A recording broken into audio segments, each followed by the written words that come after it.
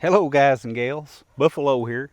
I had a friend that asked me to do a comparison between the Smith and Wesson full-size M&P 22 and the Walther PPQ M2 22. He's going to buy one or the other, and he knows that I have both pistols, so he asked me to give him a little comparison. He wanted to know the similarities between the two and the differences between the two. So I thought if I was going to do that, I would just go ahead and make a full-fledged video and post it here. It may help somebody else out as well. So both these pistols are single action, hammer fired 22 LR pistols. Both are made in Germany by Walther. So they're going to have some similarities coming out of the same place. And they've also got some differences that I want to point out. Of course, the Smith and Wesson is built to Smith and Wesson specs. Smith and Wesson basically tells Walther how they want it built, and Walther builds that under license for Smith and Wesson. See the made in Germany right there. Get a lot of people fuss about those big bold white letters. It is what it is. I don't think it looks all that bad. But the M&P 22 does have a thumb safety. The Walther PPQ does not. And both these guns have been cleared. I'll remove the magazines and show you the chambers. I cleared both of these before I started the video. So we've got a thumb safety on the M&P 22, no manual safety on the Walther PPQ. The M&P 22 also has a magazine disconnect safety. The gun will not fire unless the magazine is inserted. If the magazine is out, the gun will not fire. The Walther does not have the magazine disconnect safety. It will fire. If you've got a round in the chamber, it will fire whether the magazine is in there or not. So some people like the magazine disconnect safety as a safety device, and others look at it as a shortcoming. Alright, so I want to demonstrate that magazine disconnect safety. I've got one round in this magazine. This is the Smith and Wesson M&P 22, which has the magazine disconnect safety. Round is chambered. Remove the magazine. Disengage the safety. The gun will not fire. Some people like that. Some people like being able to render the gun inoperable just by removing the magazine. There's arguments for and against it. With the PPQ, which does not have the magazine disconnect safety, if we chamber around, remove the magazine, it's going to fire. That's the way I prefer it. If something happens and I lose my magazine, or my magazine becomes disengaged for whatever reason, I still want to be able to fire the round that's in the chamber. That's just my opinion. That's not nothing that I push on anybody else. Another thing too, the guns with the magazine disconnect safety oftentimes won't drop the magazines free. So when you do a mag change, you either have to shake it loose or strip your empty magazine out and then change your magazine. And again, some people prefer that. Some people like to keep their magazines on them somewhere. They don't want them falling on the ground. Pros and cons, it just depends on what you want. With the PPQ, you can see though, I mean, where it doesn't have that safety engaging the magazine, shoots them right out. And again, that's what I prefer.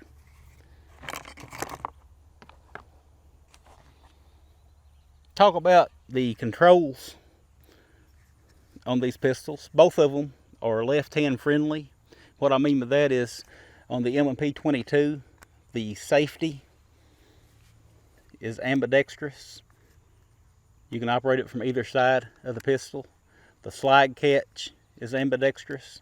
You can operate it from either side of the pistol. And the magazine release is reversible. You can swap that around if you prefer.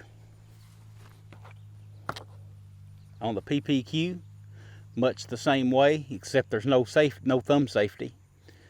your slide catch, you can operate from either side, and your magazine release is reversible. You can swap that around to the other side of the gun if you prefer it there.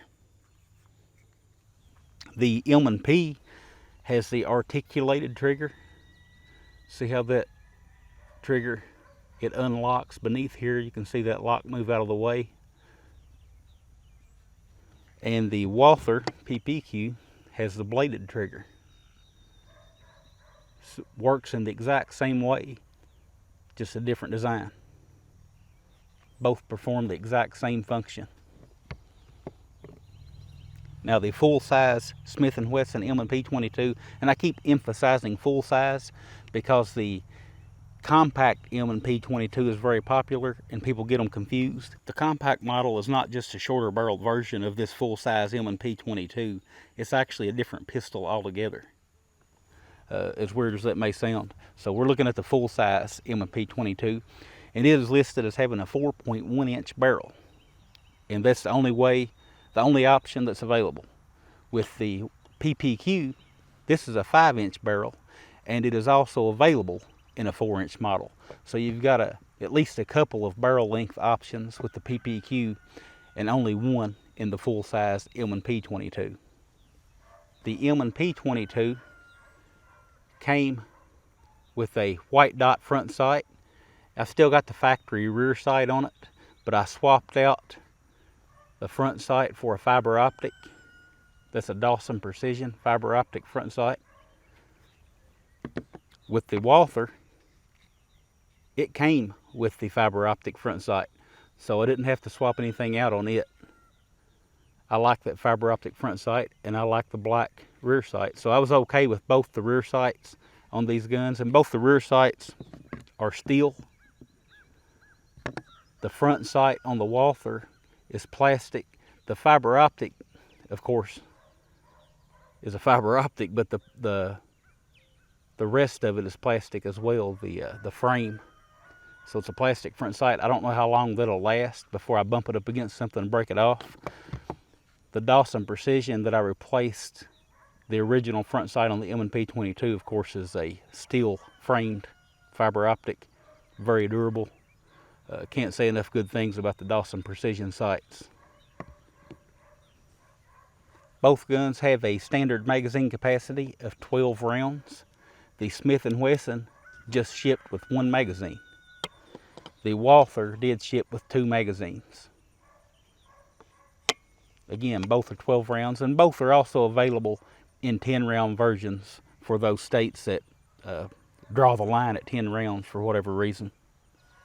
Now, I did say that both of these pistols are built to mimic their striker fire to center fire relative counterparts. However, neither of these pistols have interchangeable back straps like the center fire versions of these pistols. The Walther PPQ is a 1-to-1 size ratio pistol with its center fire counterpart. So you can use the same holsters. All the external dimensions are about the same as the center fire version, the 9mm version. The M&P 22 is very close to the center fire version. It is slightly different. I've heard some people say that they can't use the same holster, and other people say they can. I happen to be able to use the same holster that I had with the M&P 22 as I could with the M&P 9mm. But I have heard some people say it depends on the holster, how tight fitting it is, how hard the holster is, if it's got any give to it or not. So, and Smith and Wesson does list it as 3/10 of an inch longer than its center fire counterpart. So holster fit may be an issue with this one. Shouldn't be with this one.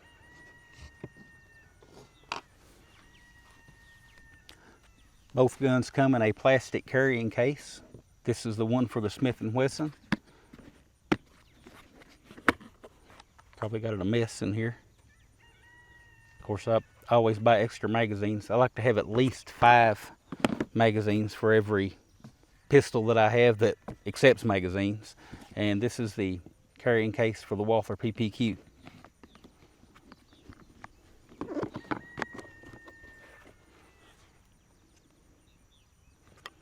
Do have ordered this off eBay. This is a mag pouch, 3D printed magazine pouch, and it'll work with either one of these.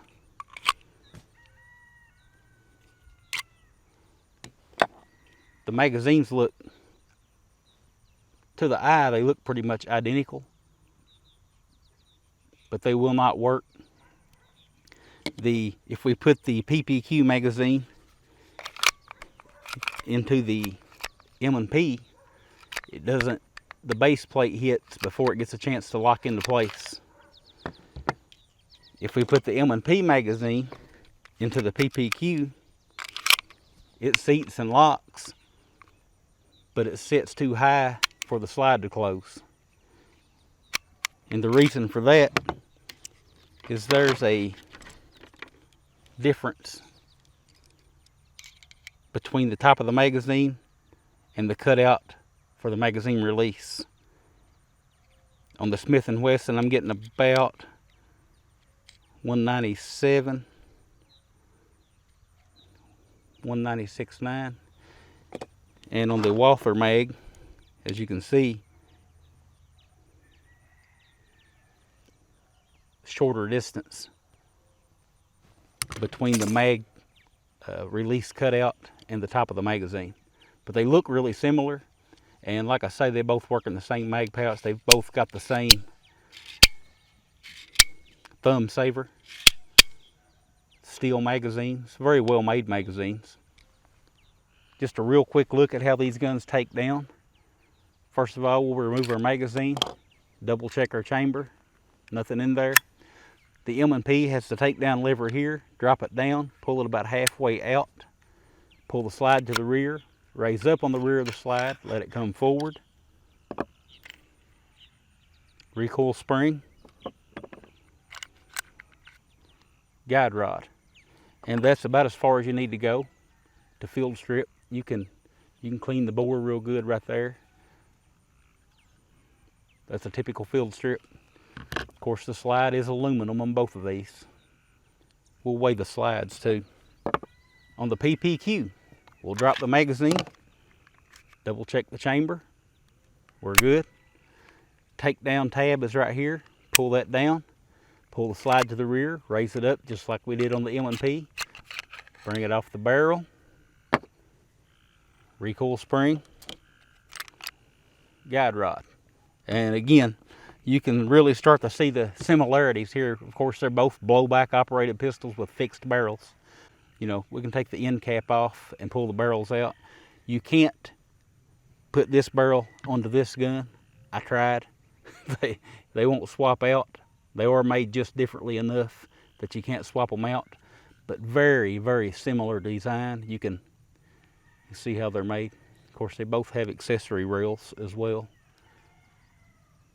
But that's how you take them down. Let's weigh, just for kicks, let's weigh these slides.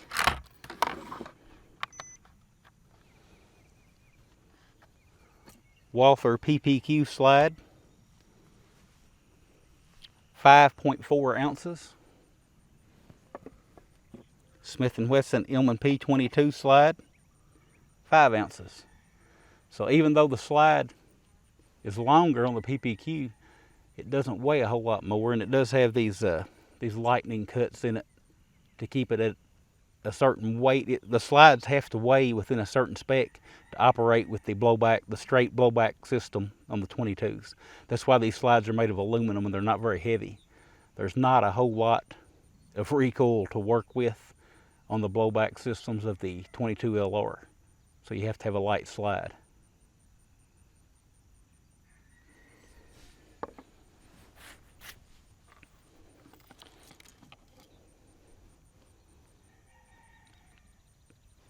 Guide rods are very similar. The bases are made different, so again, can't interchange them, but they are very similar. and the recoil springs are identical.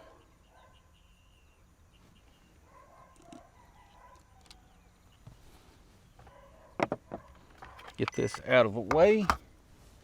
Oh, bumped the camera there. Go ahead and throw these back together.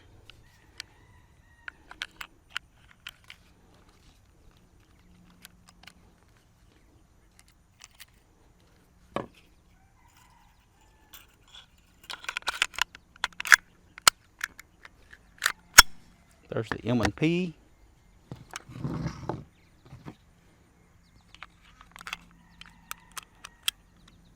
And here's the PPQ.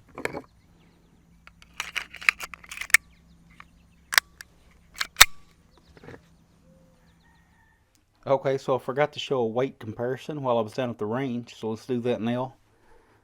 We'll start with the Smith and Wesson M&P 22 with an empty magazine.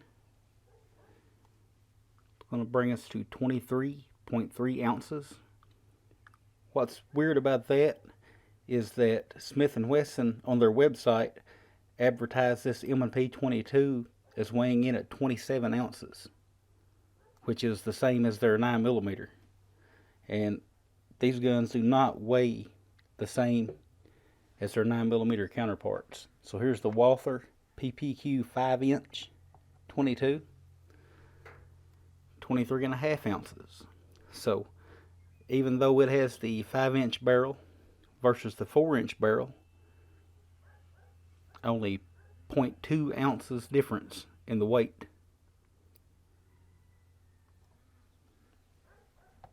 And just for example here, I don't have the M&P 9mm with me, but I do have a Walther PPQ 5-inch in 9mm, just for a weight comparison.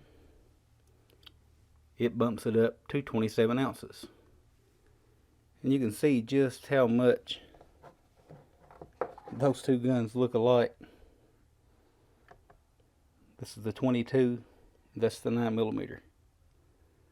So the 22s are lighter guns, but between these two, they both are really close on weight.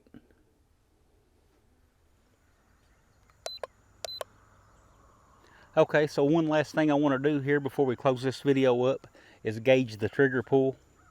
I can tell you that both of these triggers are very similar to one another in feel. Let's go ahead and get a gauge on these. I like to drop a spent casing in. I don't like to intentionally dry fire my rim fires. I know that it's okay to do that with some rim fires, but I just have a habit of not doing my dry fire, my intentional dry fire with rim fires. It's going to happen occasionally, but I don't do it intentionally. See if I can get that where you guys can see it.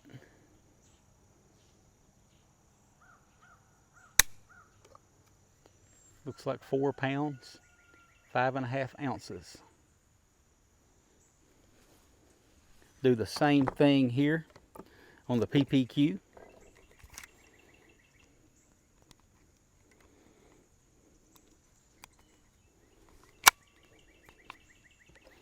And I can tell you before I even pull this that it's going to be very close to the same.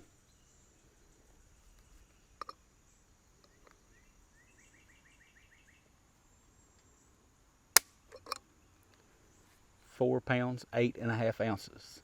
Now, if we pulled these triggers 10 times each on this gauge and then averaged those pulls, they're going to come up nearly identical.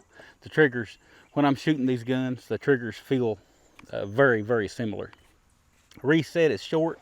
The Smith and Wesson has just a little more creep in the trigger. Let's see if I can demonstrate that.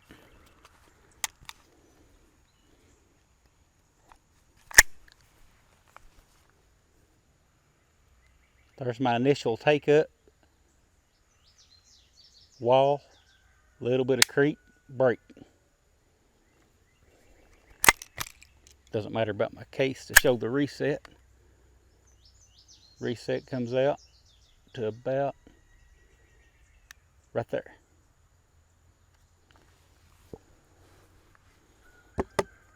On the PPQ, my case is still in there.